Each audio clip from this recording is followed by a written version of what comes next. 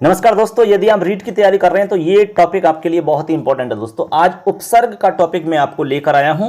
एकदम सरल तरीका से बताऊंगा किस तरह के प्रश्न उपसर्ग के टॉपिक से पूछे जाते हैं एग्जाम में। ये भी पता होना चाहिए, तो मैं आपको ये भी बताऊंगा। और इसमें मैं आपको 11 उपसर्गों को अच्छे से बताऊंगा, समझाऊंगा, उनके रूप कैसे बनते हैं, धातु में जोड़ करके किस तरह रूप बदल जाया करता है, इनके अर्थ क्या होते हैं, वो मैं आपको सारा का सारा यहां पर क्लियर करूंगा दोस्तों। ठीक है, क्योंकि छोटे छोटे टॉपिक से एक एक प्रश्न तो आना निश्चित है, इसलिए जो भी आपके छोटे टॉपिक हैं पहले उनको क्लियर करके चलो। आप कम से कम वो नंबर तो पक्के करो आप, ठीक है ना। और उसके बाद में इसके मैं प्रश्न भी लेकर आ रहा हूं बहुत जल्द, तो आपको लगभग 10 दिन या 12 दिन के अंदर सारा कुछ मैटर मिल जाएगा। ठीक है, यानी कि जो भी इसमें क्वेश्चन बना रखे हैं मैंने मोस्ट इंपॉर्टेंट, वो आपको मिल जाएंगे दोस्तों। ठीक है, पीडीएफ नोट्स भी मिल जाएंगे आपको, लेकिन वो हमारे मोबाइल एप्लीकेशन पर दोस्तों। हमारे जो पीडीएफ नोट्स हैं वो भी आपको मिल जाएंगे, हस्तलिखित नोट्स, लेकिन उसके लिए हमारा मोबाइल एप्लीकेशन है, लिंक वीडियो के डिस्क्रिप्शन में है, वहां से जाइए, क्लिक करिए, तुरंत आपको वहां पर सब कुछ मिलेंगे दोस्तों। चलिए आज का वीडियो स्टार्ट करते हैं, उपसर्ग के बारे में जानते हैं।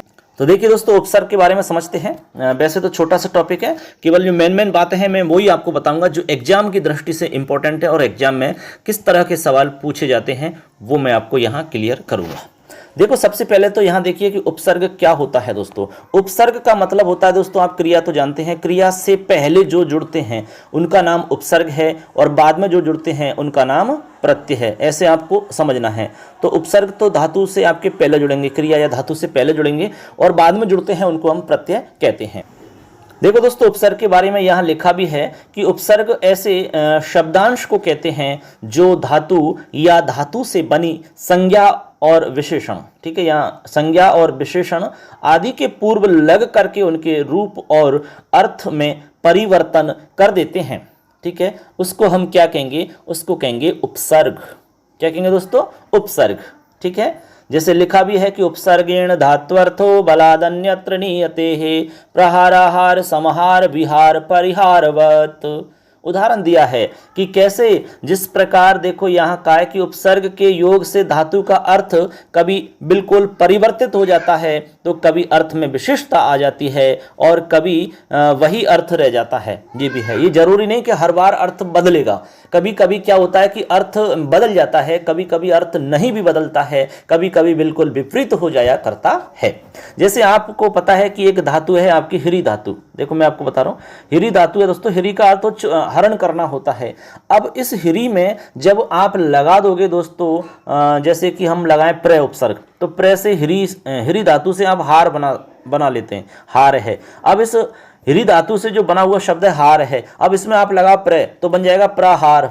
अब प्रहार का मतलब तो चोट करना होता है, ठीक है, प्रहार करना होता है। इसके बाद में आप लगाइए, जैसे प्र लगाइए, इसमें लगाओ प्र, तो प्र से बन जाएगा प्रहरती, तो प्रहार करना हो जाएगा। फिर इसमें लगाओ आप आंग, यानी कि आ जोड़ो, तो आहरती यानी कि भोजन करना हो जाएगा। इसके बाद में लगाओ इसमें सम, तो सम लगाओगे तो इसमें हो जाएगा समहरती, यानी कि संहार करना या मारना होता है। इसके बाद में इसमें लगाओ दोस्तों वी, तो विहरती यानी कि विहार करना, घूमना फिरना। इसके बाद में लगाओ दोस्तों परी, तो परिहरती यानी छोड़ना। ऐसे करके देखो, आपने देखा कि अलग अलग जैसे हमने उपसर्ग लगाए तो अर्थ बदल गया, लेकिन कभी कभी नहीं भी बदलता है, कभी कभी एकदम अलग हो जाता है। तो ये है कमाल उपसर्ग का दोस्तों। क्लियर है? अब देखो यहाँ आपको ये पता होना चाहिए कि संस्कृत में उपसर्ग कितने होते हैं। ये भी प्रश्न एक दो बार पूछ लिया गया है। वैसे तो सिंपल है कि संस्कृत में उपसर्गों की संख्या टोटल 22 होती है। संस्कृत में 22 उपसर्ग होते हैं दोस्तों। कितने? 22 उपसर्ग होते हैं। अब 22 के नाम यहाँ पर दिए गए हैं, उनको हम कहते हैं प्रादि। यदि आपसे इसमें सवाल पूछ लिया जाए कि प्रादि कति, यानी प्रादि या फिर प्रादय है, इस तरीका से पूछा जाएगा बहुवचन करके, प्रादयः कति ही, इस तरह मान लो सवाल आ जाता है तो बहुत सारे तो इसमें चक्कर पड़ेंगे, प्रादय क्या है, ये क्या मामला आ गया। नहीं दोस्तों, जो उपसर्ग हैं उन्हीं को हम कहते हैं प्रादयः, यानी कि प्र आदि। ठीक है, आदि लगा दिया, प्र आदि, जैसे मोहन लखन आदि, ऐसे ही प्रादि लगा दिया तो प्र में आदि जोड़ दिया तो प्रादयः, इस तरीका से कर दिया। तो यहाँ पर प्रादि का मतलब है दोस्तों उपसर्ग। तो प्रादयः कति में आपको 22 उपसर्ग, ऐसे 22 आंसर करना होता है। तो ये भी प्रश्न एक तो टेक्निकल सवाल है। देखो नाम यहाँ पर हैं, देखिए मैं आपको जूम करके दिखा देता हूँ जिससे आपको अच्छे से दिख जाएंगे। ये रहे हमारे 22 उपसर्गों के नाम। देखिए नाम एक बार थोड़ा सा आप देख लेना। ये रहे प्र पर अप सम अनु अव निस निर दुष दुर्वी। आंग, नि, अधि, अपि, अति, सु, उद, अभि, प्रति, परि, उप, एते प्रादयाः, इनको प्रादय कहते हैं। क्या कहते हैं? प्रादि कहते हैं इनको। इस तरीका से आपको याद रखना, यहाँ से एक सवाल आपका बन जाता है दोस्तों। ठीक है, चाहे आप रीट लेवल फर्स्ट की तैयारी करो चाहे सेकंड की करो, ये मोस्ट बात है। इसके बाद में देखो, इसमें एक सवाल यहाँ से पूछा गया दोस्तों, व्यायामम। देखो एक शब्द है व्यायामम। अब यहाँ पर आपको बताना है कि कितने यहाँ पर उपसर्गों का प्रयोग हुआ है, बताइए।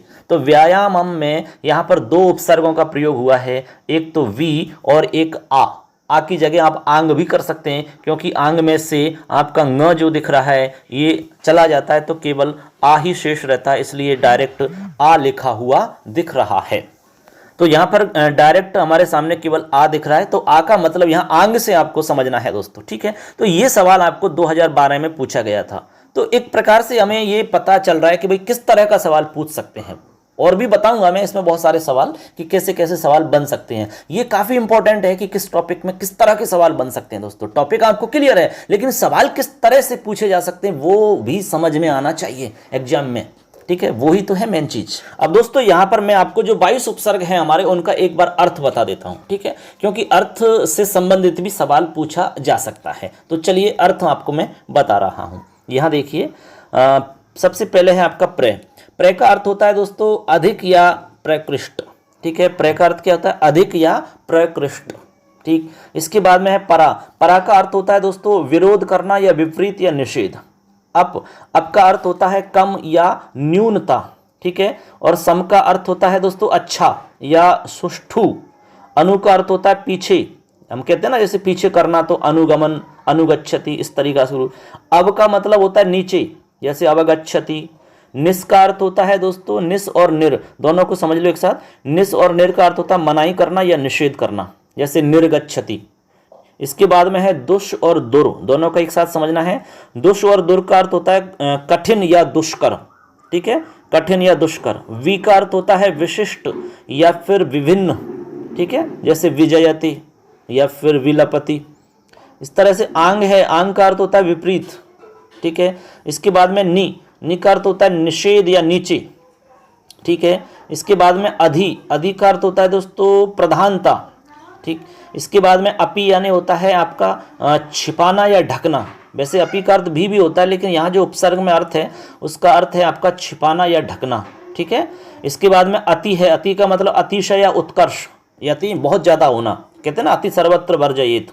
सु का अर्थ होता है सुष्टु या अच्छा या उचित। उद का अर्थ होता है ऊंचा या ऊपर। ठीक है, उसके बाद में अभि का अर्थ होता है सामने या समीप।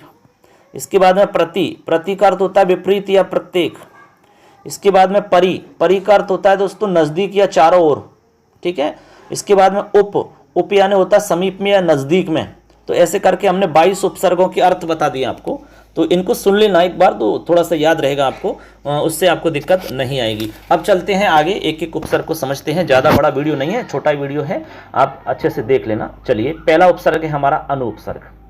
देखिए दोस्तों, ये हमारा पहला उपसर्ग है अनु। अब देखो, अनु उपसर्ग के बारे में आपको हम बता रहे हैं कंप्लीट पूरी जानकारी। अनु उपसर्ग का अर्थ क्या है? सबसे पहले तो अनु इति उपसर्गस्य पश्चात इत्यर्थः भवति, यानी अनु का अर्थ होता है पश्चात। पश्चात से अर्थ है आपका बाद में, पश्चात मतलब बाद में, ऐसा अर्थ है यहाँ पर। ठीक है, अब देखो यहाँ पर लिखा गया है, देखिए नीचे, जैसे कि अनुभवति बन सकता है तो अनुभव करता है। ठीक है, इसी तरह अनुगच्छति यानी पीछा जाता है, पीछे जाता है, इस तरह का यहाँ पर अर्थ बदल जाया करता है। अब इसमें किस तरह से रूप बन जाते हैं वो मैं आपको बता रहा हूँ। देखिए यहाँ उदाहरण है कुछ, जैसे क्री धातु है। अब क्री धातु से दोस्तों हमने बना लिया कर्णम, लुट प्रत्यय करके कर्णम बना लिया। अब इसमें हम जोड़ेंगे अनु, तो अनु जोड़ा तो अनुकर्णम, इस तरीका का रूप बन गया। अब अनुकर्णम में आपसे कहे कि भाई उपसर्ग बताना है, तो आपको बताना होगा अनु उपसर्ग। इसी तरह अनु है और जा, तो जा में लगाया तो अनु जा। इसी तरह अनु है, भव है तो अनुभव है, इस तरीका से बन जाएगा। इधर तो आपकी धातु बनी हुई है। ठीक है, इधर आपका शब्द भी हो सकता है, जरूरी नहीं कि धातु ही रहेगी। यहाँ पर धातु या धातु से बना संज्ञा या सर्वनाम या विशेषण, ठीक है, वो यहाँ पर आ सकता है। जैसे कि सूचित है, अब सूचिते में आपने अनु जोड़ा तो अनुसूचिते हो गया। शीलनम, अनु जोड़ा तो अनुशीलनम बन गया। इसी तरह क्री धातु है। अब क्री धातु में आप बनाइए रूप, तो क्री धातु से आप बना सकते हैं करोति, ठीक है, कुरबंती है, करोशी है, करोमी या कुर्म है, इस तरीका के रूप बना सकते हैं। तो इसमें बनाओगे तो अनु करोति। इसी तरह अनु है, भू है, तो भू धातु से भवती भवता भवंती बनता है, तो अनुभवती। इसी तरह चर से बनता है चरति चरता चरंती, तो अनुचरति। धाप से धावती बनता है तो अनुधावती। वद से वदती तो अनुवदती। श्री से सरति सरता सरंती है तो अनुसरति। इस तरह से बन जाते हैं, तो इसमें कोई ज़्यादा दिक्कत वाली बात नहीं होनी चाहिए आपको, ठीक है। ऐसे आप बना सकते हैं दोस्तों।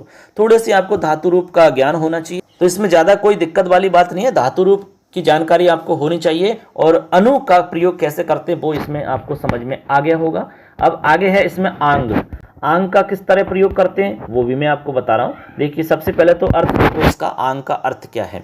आंग में से हमने आपको बताया कि आ बचेगा, न जो दिख रहा है इसका आपका लोप हो जाएगा, हट जाएगा ये, ठीक है। अब देखो यहाँ पर कह रहे हैं कि आंग उपसर्ग का जो प्रयोग है वो पर्यंत या न्यून आदि अर्थ में होता है। आंग का अर्थ पर्यंत या न्यून आदि अर्थ में होता है। अब देखो यहाँ कह रहे हैं कि उल्टा या तक, इन अर्थों में भी इसका प्रयोग करते हैं। यहाँ पर देखो आदत्य लिखा हुआ है। आदत्य का अर्थ होता है लेता है। आदानम यानी लेना। आगच्छति आता है। आगमनम आना। आजीवनम यानी कि जीवन तक, इस तरह का इसमें आपको प्रयोग मिलेगा। उदाहरण देखिए, जैसे कि दर है, दर में आ जोड़ा तो आदर है, ठीक है। इसके बाद में कर्षणम, तो कर्षणम में आ जोड़ दिया तो आकर्षणम बन गया। इसी तरह देखो आगे और भी उदाहरण है इसमें। आ में गमनम जुड़ा तो आगमनम। आचार है, आचार है बन गया। आगच्छति बन गया आपका। फिर आ में नयति, आ नयति बन गया। ये धातु रूप है इधर के ये वाले, ठीक है। हरि है तो आहरति बन गया। ग्रह में तो जोड़ा तो आग्रह बन गया। चरणम है तो आचरणम बन गया। रूह धातु है तो रोहति रूप चलता है, रोहति तो आरोहति, ठीक है। इस तरीका के आपके रूप बन जाते हैं इसमें, तो कोई दिक्कत नहीं है। एक दो बार आप देख लोगे, सुन लोगे तो उसी से सब कुछ क्लियर हो जाएगा आपके, ठीक है। एक बार प्रैक्टिस तो आपको करनी पड़ेगी, और कैसे प्रश्न बनते हैं वो भी मैं आपको बताऊंगा, तो उससे आपको अंदाजा लग जाएगा। जैसे आ है, गम धातु में जोड़ा तो बन जाएगा आपका आगच्छति, आगच्छन्ति। ऐसे बना सकते हैं आप, धातु रूप में आप वचन वगैरह परिवर्तित कर सकते हो। अब चलो आगे। तो देखो दोस्तों, यहाँ पर सबसे पहले अर्थ की बात करते हैं। तो उद का जो अर्थ होगा वो होगा ऊपर, यानी ऊपर अर्थ में इसका प्रयोग हम करते हैं, ठीक है। उद यानी ऊपर के अर्थ में, जैसे उद गच्छति यानी कि ऊपर जाता है, इस तरह का अर्थ निकलेगा। उद गमे है यानी ऊपर जाना। उत्पात है उपद्रव, ठीक है। ये द्रव से ज्यादा ऊपर उपद्रव, इस तरीका का अर्थ इसका निकलता है। अब देखो कैसे रूप बन रहे हैं धातु रूप में लगा करके या धातु में लगा करके। उद है और भव है, भू धातु से बना हुआ रूप है तो उद भव है। फिर नति है, उन्नति। संधि का नियम भी लगेगा यहाँ पर। तो उद में आपका जो दे दिख रहा है वो दे का ने हो जाएगा, ठीक है, उन्नति बन जाएगा। इसी तरह उद है, पत्ती है तो उत्पत्ति बन जाएगा, यहाँ भी संधि के नियम से बन गया है। उद है, कंठा है तो उत्कंठा बन जाएगा। उद है, ज्वल है तो उज्ज्वल बन जाएगा। ये संधि रूप है सारे के सारे। उद है, तरम है तो उत्तरम बन जाएगा। उद है, क्षेपणम है उत्क्षेपणम बन जाएगा। उद है, पानम है उत्पानम बन जाएगा। इस तरह बन जाते हैं इसमें रूप, ठीक है। ये आपके धातु वाले रूप है ना, ये आपको समझ में आने चाहिए कि ये कैसे बनते हैं बस। तो आप धातु रूप देखिए एक बार, उनको आप क्लियर करिए। उसके बाद में उपसर्ग जोड़ना है, कोई ज़्यादा कठिन नहीं है, काफ़ी इसमें मतलब आसान सवाल आते हैं। एक दो सवाल टेक्निकल पूछे जाते हैं जो मैं आपको बता रहा हूँ अभी थोड़ी देर में, ठीक है। आगे चलिए दोस्तों, आगे चलते हैं। अगला हमारा है चौथा यानी कि 4 नंबर पे है सम उपसर्ग। तो सबसे पहले तो ये देखते हैं कि सम उपसर्ग जो है इसका अर्थ क्या है। तो सम इति उपसर्गस्य सुष्ठु यानी सुष्ठु रूपेण या सम्यक प्रकारेण इत्यादया अर्था भवन्ति, यानी सुष्ठु कह सकते हैं, सुष्ठु रूप से, या फिर सम्यक रूप से हम कह सकते हैं इसका अर्थ है अच्छी प्रकार से, सुष्ठु तरीका से, ये इसका अर्थ हो जाता है। ये आपके आरटेट 2012 में सवाल पूछा गया दोस्तों, ठीक है। तो ऐसे सवाल आज आ सकते हैं आपके। अब आगे चलते हैं। देखिए यहाँ पर कुछ उदाहरण हम देखते हैं इसमें। ये आपके सम वाले उदाहरण है सबके सब, देखिए किस तरह से बन रहे हैं। देखो सम आगे है गमनम, तो सम गमनम यहाँ बन गया संगमनम। हमने आपको कहा कि संधि के नियम पता होना चाहिए, संधि के नियम से ही मिलाएंगे इनको, ठीक है। जहाँ संधि का नियम नहीं लग रहा है वहाँ मिला दीजिए, संयोग कर दें। इसके बाद में समगति, तो संगति ही, समभाषणम संभाषणम, सममेलनम सम्मेलनम, सम है और योजन है तो संयोजनम। ठीक है, ये तो आपको धातु, ये धातु पढ़ोगे या फिर प्रत्यय आदि पढ़ोगे तो ये आपको पता लगेगा कैसे बन रहे हैं रूप। तुष है तो तुष से तोष बन गया तो समतोष, यानी कि बन गया संतोष है। समतुष्टि संतुष्टि, समन्यास संन्यास है, समताप है संताप है, सम अन्वय समन्वय बन जाएगा। ठीक है, जो मैं हलंत है उसमें ए मिल जाएगा। संस्कृतम संस्कृतम, देखो संस्कृत इस तरीका से बनता है, सम है और क्रि है तो बन जाएगा संस्कृतम। बताएं कैसे बनाइए। संस्कृतम में जो से दिख रहा है ये आपका सुटागम होके होता है, सुट का आगम हो जाता है तब ये आपका से आता है। ठीक है, इसी तरह सम है क्रि है तो संस्करोति, सम है वद है तो संवदति, सम है श्री का रूप चलता सरति सरता सरंती संसरति। इसी तरह सम और स्मृ है स्मृ स्मरति तो संस्मरति। ठीक, हरि धातु है, हरि का अर्थ हर, हरति हरता हरंती चलता है तो समहरति। इसी तरह सम और ईक्ष है तो ईक्षते ईक्षते ईक्षंत रूप चलता है तो समीक्षते। या में जो सम उपसर्ग आपका है ना, सम में ये मैं हलंत है तो यहाँ पर ई मिल जाएगा तो समीक्षते बन जाएगा। सम है और दा है तो सम ददाती, क्योंकि दा से रूप ददाती ददाती चलता है तो सम ददाती बन जाएगा। आगे इसमें लास्ट है सम और स्पृश धातु है तो स्पृश से बनता है स्पृशति तो समस्पृशति, इस तरीका का रूप आपका बन जाता है। तो इस तरह से हमने देखा कि किस तरह सम जोड़ करके आप रूप बना सकते हैं। ठीक, आगे चलिए परि उपसर्ग। तो परि उपसर्ग हमारा 5 नंबर पे। परि का अर्थ होता है चारों ओर, हम आपको बता चुके हैं चारों ओर इसका अर्थ होता है। परि इति उपसर्ग से परिवाद है, परिभ्रमति, चारों ओर, इस तरह के अर्थ इसके होते हैं। ठीक है, अब इसमें किस तरह प्रयोग करके बनाते हैं कुछ उदाहरण देखिए। जैसे परि है और नय तो परिणय, परिक्री से करे तो परि करे है, हिरी से हार बनाए तो परिहार है, वार है तो परिवार है, आगच्छति तो परि और आगच्छति दोनों को जोड़ोगे तो संधि हो जाएगी। यहाँ पर आपकी यण संधि होकर पर्यागच्छति बन जाएगा, जैसे पर्यावरणम होता है। परीक्षा परीक्षा या दीर्घ संधि हो जाएगी।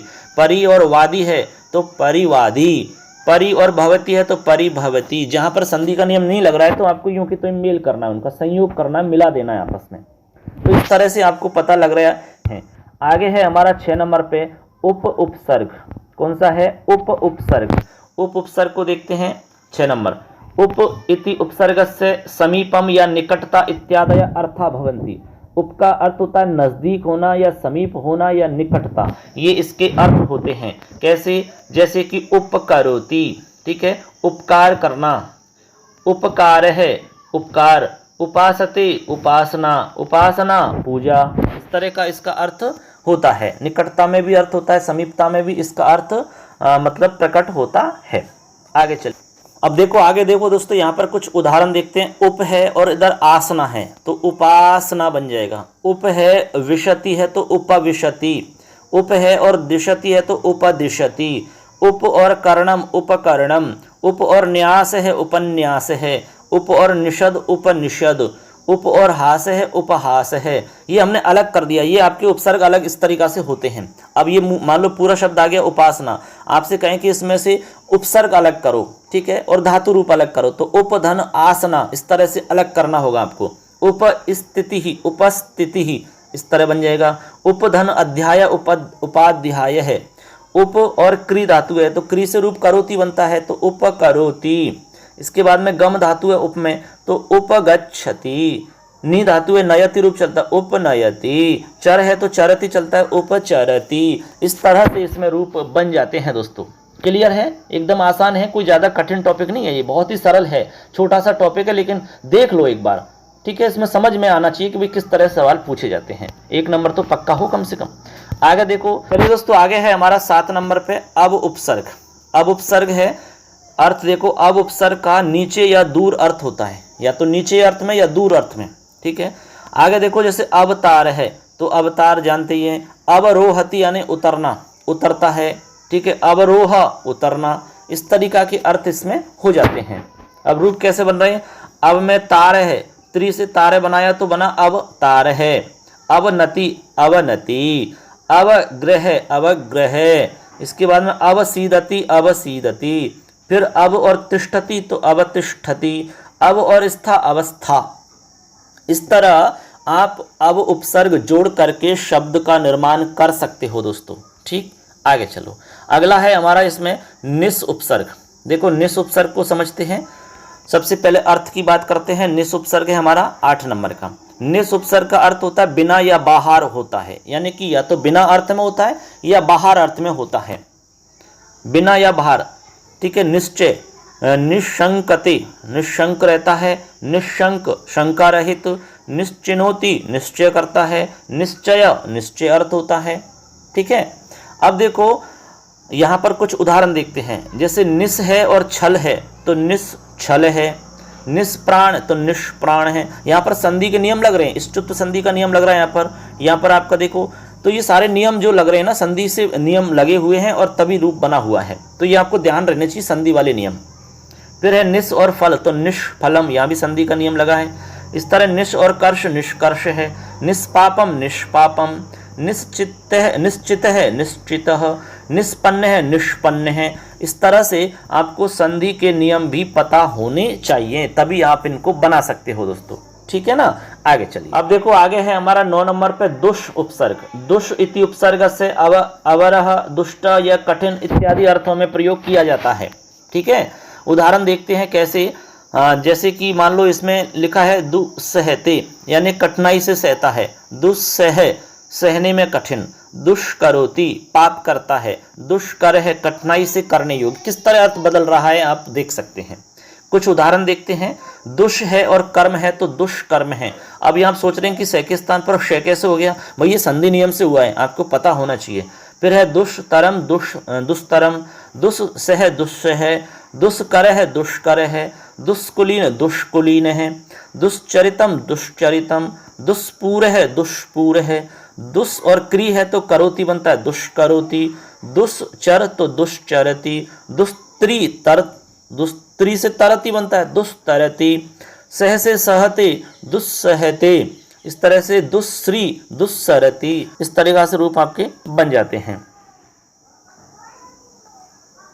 अब देखो आगे देखते हैं। इसमें आगे है हमारा 10 नंबर पे, सेकंड लास्ट है हमारा, केवल 11 में आपको बताऊंगा। सु उपसर्ग है। सु का अर्थ होता है अच्छा, स्वरूप, सुसाधु, सुष्टु इत्यादि अर्थों में प्रयोग होता है। देखिए उदाहरण देखते हैं। सु में दी जोड़ा तो सुदी, सु में केश सुकेश है, सु में उक्ति जोड़ी तो सूक्ति संधि से बनाए, सु में धिति तो सुधिति, सु में इच्छा जोड़ी तो स्वेच्छा, यहाँ पर यण संधि करके बनाया है स्वेच्छा, सु में शोभते सुशोभते, सु में आगतम तो स्वागतम। इसी तरह सु में धन्वाचार्य तो सुधन्वाचार्य है। इस तरह रूप बन जाते हैं। तो यहाँ पे आपको धातु के कुछ रूप पता हो, धातु की जानकारी हो, इसके साथ साथ में आपको प्रत्यादि की जानकारी भी होनी चाहिए। अब देखो दोस्तों यहाँ पर लास्ट है हमारा 11 नंबर का उपसर्ग, प्रति उपसर्ग। प्रति का अर्थ होता है प्रतिज्ञानम या विपरीतार्थ या की ओर, इस तरीका के अर्थ इसके निकलेंगे। जैसे प्रति है और ज्ञा है तो प्रतिज्ञा, प्रति है और भा है तो प्रतिभा, प्रति है और स्था है, स्था से ठा बन गया। ठीक है। जो स है वो ठा में इसमें बदल गया मूर्धन्य षकार में, और ये आपका जो थ है वो बन गया ठ में। तो प्रतिष्ठा संधि नियम पता होना चाहिए। प्रति और ईक्षा प्रतीक्षा, प्रति अक्षय प्रत्यक्ष, यह संधि हो गई आपकी। प्रतिरोध है प्रतिरोध है, प्रति एक है संधि हो गई प्रत्येक है। प्रतिलिपि प्रतिलिपि, प्रतिकार है प्रतिकार है, जहाँ संधि नहीं हुई वहाँ यूं की तो मिला दिया है। इस तरह से आपके ये उपसर्ग बन जाते हैं। तो हमारा उपसर्ग वाला जो टॉपिक है वो क्लियर हो जाता है। ठीक है दोस्तों, इस तरह से आपके उपसर्ग में से सवाल आते हैं। अब मैं आपको कुछ प्रश्न बता रहा हूं यहाँ पर। अब दोस्तों यहाँ पर मैं कुछ सवाल आपको बता रहा हूं कि किस तरह के सवाल आपके उपसर्ग से पूछे जा सकते हैं। जैसे पहला सवाल है दुर्वचनम पदे उपसर्ग है, दुर्वचनम पद में कौन सा उपसर्ग है, इस तरह के सवाल पूछ सकते हैं। तो दुर, वी, दुर्व और वच, तो बताइए राइट आंसर क्या होगा। तो यहाँ राइट आंसर है हमारा 1, यानी कि इसमें दुर उपसर्ग है। ठीक है, दुर उपसर्ग है और वचनम है तो दुर्वचनम बन जाता है। आगे है पर्यावरणम पदे उपसर्ग है, पर्यावरणम में आपको उपसर्ग बताना है। तो पर, परि, प्र, प्रति, तो सिंपल है, इसमें परि उपसर्ग है। ठीक है, परि और आवरणम तो जोड़ दिया तो पर्यावरणम बन गया।